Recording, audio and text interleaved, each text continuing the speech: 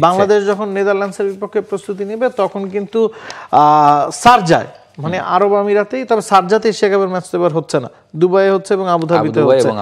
শারজাতেই একটা ত্রিদেশীয় সিরিজ হবে যেখানে আফগানিস্তান, পাকিস্তান এবং আরব আমিরাত লড়াই করবে। প্রতিটা দল একে অপরের সাথে দুবার মুখোমুখি হবে এবং এরপরে গিয়ে সেরা দুটা দল ফাইনাল খেলবে।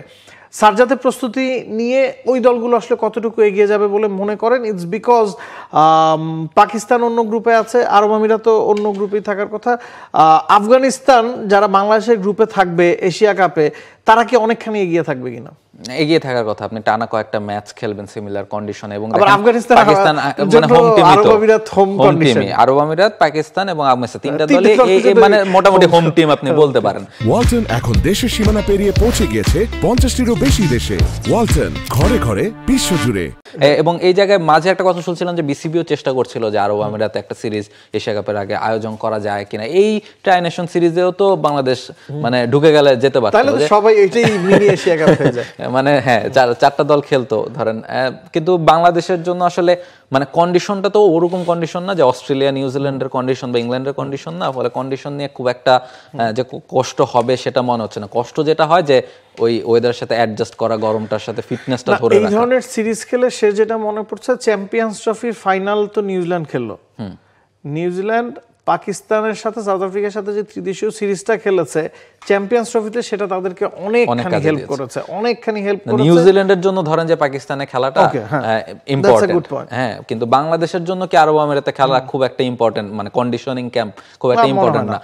ইম্পর্টেন্ট যেটা ছিল যে ফিটনেসটা ধরে রাখা, সেইটাতে বাংলাদেশ যথেষ্ট নজর দিয়েছে যে ফিটনেসটা যেন ঠিক থাকে সবার। পুরো টুর্নামেন্টে বাংলাদেশ যদি সেকেন্ড রাউন্ডে খেলতে পারে তাহলে 6টা ম্যাচ টানা খেলতে হবে বাংলাদেশকে, ফাইনাল খেলে 7টা ম্যাচ খেলতে হবে, তাহলে যেন বাংলাদেশ মানে পুরো টুর্নামেন্ট জুড়ে তাদের সেরা প্লেয়ারদেরকে পায়, সেইটার দিকে একটু নজর দেয় এবং সেই দিকে নজর বোর্ড যথেষ্ট দিয়েছে। সেই ব্যাপারে কোনো রকম প্রশ্ন এবার তোলার আসলে তো সুযোগ নেই। এবং ইন্ডিয়া ছাড়া সবগুলো দলই মোটামুটি সিরিজ খেলে এবং অনুশীলনের মধ্যে থেকে এবার এশিয়া কাপটা খেলতে যাচ্ছে। আমরা যদি সূচিটা দেখি, এটা কি হিতে বিপরীত হতে পারে কিনা সেই ব্যাপারটা নিয়ে একটু আলোচনা করতে চাই। ইটস বিকজ আপনি যদি দেখেন 29 তারিখ সিরিজটা শুরু হচ্ছে আফগানিস্তান পাকিস্তান ম্যাচ দিয়ে, এরপরে দ্বিতীয় ম্যাচটা পরের দিনই এবং তৃতীয় ম্যাচ চতুর্থ ম্যাচও 1 তারিখ এবং 2 তারিখ, মানে খুব বেশি গ্যাপ কিন্তু এই সিরিজটাতে নাই। আপনি যদি ফাইনাল খেলেন 7 সেপ্টেম্বর ফাইনাল হবে, এর আগে আরও 2টা ম্যাচ, মানে প্রতিটা দল 4টা করে ম্যাচ পাচ্ছে।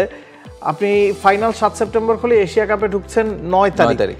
তো সব মিলিয়ে একটা হেকটিক শিডিউলের মধ্যে কিন্তু এই দলগুলোকে যেতে হবে যারা এই সিরিজটা খেলছে। প্রস্তুতি নেওয়ার বা নিজেদের শক্তি দুর্বলতা নিয়ে কাজ করার গ্যাপটা কিন্তু নাই। 7 তারিখ যে দুটো দল ফাইনাল খেলবে তারা 9 তারিখ ম্যাচটা খেলো, 10 তারিখ থেকে ম্যাচ খেলবে, বা 9 তারিখেও আরব আমিরাতের খেলা আছে।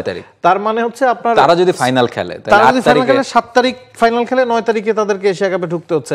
তার মানে আপনি 8 তারিখ অনুশীলনও করবেন না। তো এটা একটা হিতে বিপরীত হওয়ার সম্ভাবনা কিন্তু থেকেই যায়। এক্স্যাক্টলি, মানে যেহেতু খুব অল্প সময় তারপর একটা সিরিজ আয়োজন, তবে সেই জায়গায় পাকিস্তান এবং আফগানিস্তান যদি সিরিজ মানে ফাইনাল খেলে ধরে নেই, সেক্ষেত্রে হয়তো বা তারা তাও 1-2 দিন সময় পাবে। কিন্তু আরব আমিরাত যদি ফাইনালে ওঠে, মানে 7 তারিখ আপনি ফাইনাল খেললে 8 তারিখ তো -1, মানে ওই দিন আপনি তাহলে প্র্যাকটিসও করতে পারবেন না, একেবারে ডিরেক্ট 9 তারিখে ম্যাচ খেলতে হবে, উদ্বোধনী ম্যাচ খেলতে হবে, ফলে ডিফিকাল্ট। তবে ওই যে ম্যাচ প্র্যাকটিসের চেয়ে বড় কোনো প্র্যাকটিস নেই, সেইটাই আসলে প্রায়োরিটি বোধহয় ছিল 3 দলের ক্ষেত্রেই। For more updates, subscribe to our YouTube channel and click on the bell icon. Follow us on Facebook and Instagram.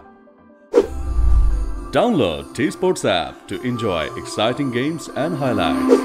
Visit tsports.com.